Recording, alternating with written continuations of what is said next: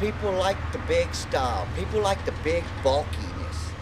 Texas and the United States is about bulkiness, bigness.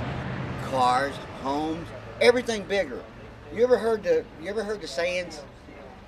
Everything's bigger in Texas. Yeah. All over the country, our overconsumption is a very big issue. In Texas, though, we consume way too much. If Texas was its own country, we would be seventh in the world in emissions from electrical plants and big oil and gas companies.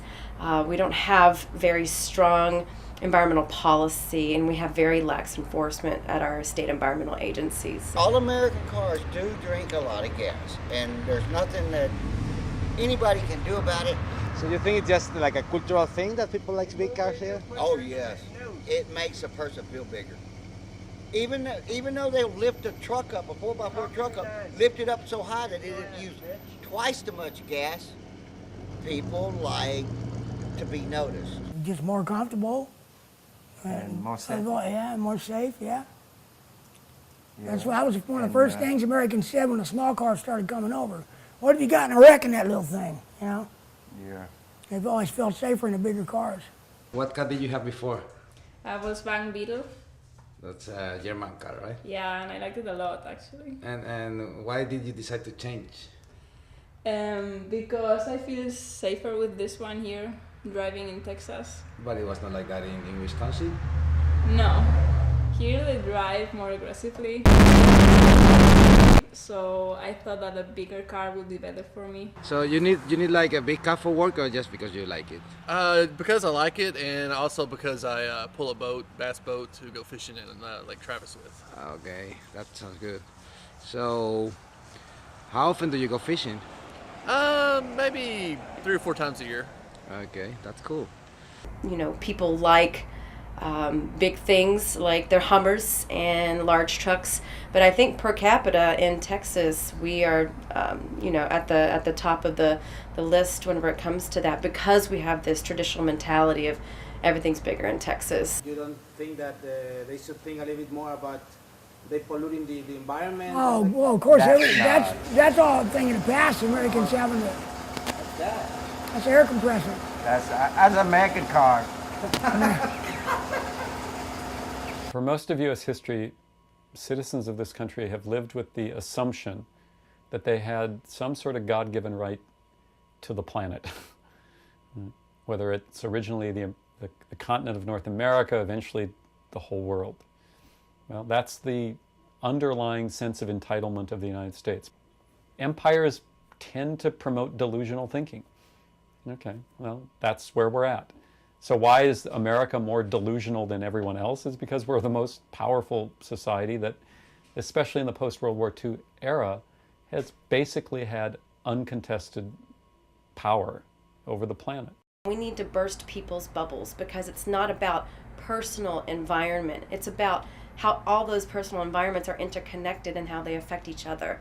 And not only that, I think the government has done a very poor job of educating the public on what they are doing to bring detriment to the environment and what they can do to better it. Well, this is the laundry room. Here you have the dryer and the wash machine. And I don't use the dryer very much, as I said before. And here you can see here I hang my clothes. So they get dry there? Yes. I don't put the clothes in the dryer, just towels and bed sheets. Cool. But in the summer, I imagine you hang them outside, right? Yeah. So it takes like a couple hours. Really. Yeah, It's not like and here it's so hot, so it takes nothing. Simple things like only washing dishes or laundry with full loads, using a blower or a sweeper to clean your driveway instead of water, recycling their products responsibly. If you don't have the latest 4G, iPhone, whatever, in society's eyes, you're nothing. Excuse me, my phone. Don't use plastic bags anymore. Refuse. If you're cold in your house during the winter, put on some clothes. Extra clothes. Wear a sweater. Put on socks and slippers. Anything that you can do, lie on the couch watching your movie, put a blanket on. But it's unnecessary in the state of Texas to crank your heater up to 75 degrees. That's just ridiculous. And vice versa in the Texas summer heat. Open some windows, get some ventilation going, and wear less clothes. That's a lot more fun. In the summer, 78 should be the minimum, and in the winter, 68 should be the minimum in your household at your air conditioning and your heating unit. The promise of post-World War II America was the promise of more. And to some degree, that's been the promise of the Industrial Revolution beyond the United States. There will always be more. Well, the bills for that revolution are coming due, and it's quite clear there is not going to be more. So in my lifetime, we've moved from an assumption of endless expansion to a reality of contraction. And society hasn't caught up with that yet. As a unit, the United States of America has not come to terms with the fact that the expansion is over and the contraction has begun. Can we deal with that?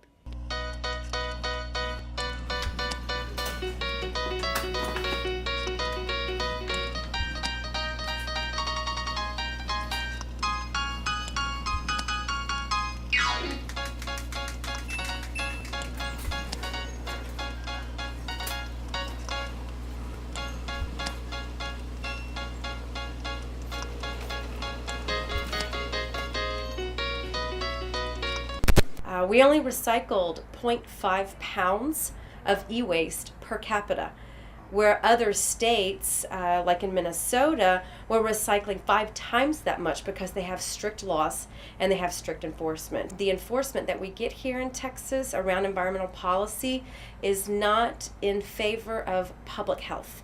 It is more in favor of companies that pollute.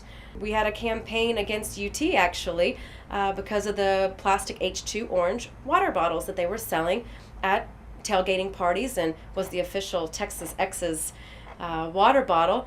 The Longhorns unfortunately became the back of the herd on this one because plastic water bottles are being banned on campuses all around the world.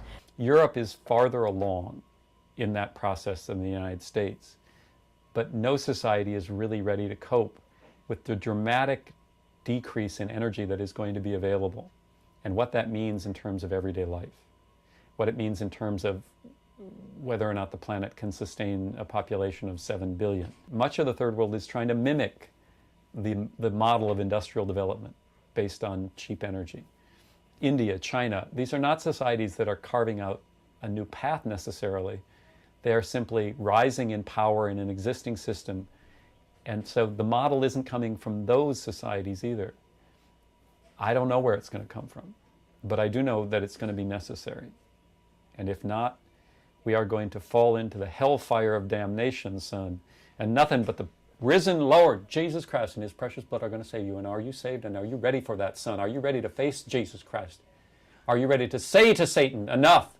I have embraced life and I've embraced the risen Lord. Are you ready for that, son? I'm not sure. Well, if you're not, then your fate is set. Praise Jesus.